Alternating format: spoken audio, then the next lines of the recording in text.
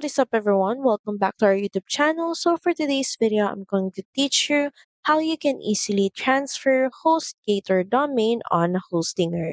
So we're just going to head over to hostinger.com first, then scroll down.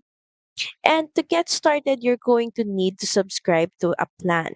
Make sure that you read all the details and inclusions on each plan, then choose what best fits your needs. Just head over and click on Choose Plan and pay for the plan. Next, in a new tab, head over to hostgator.com, then start by signing in. Just hover your mouse on Sign In, then click on Portal. So from here, just log in into your account using your credentials. So once you're logged into your HostGator account, in the left panel, just head over and click on Domains. And from here, you should be able to see and have an access on Transfer or Move Domain option.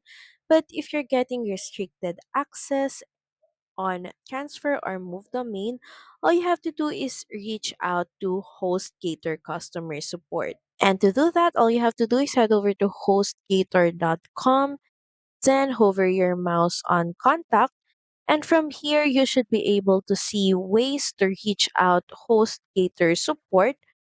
First is by calling them on their hotlines or numbers.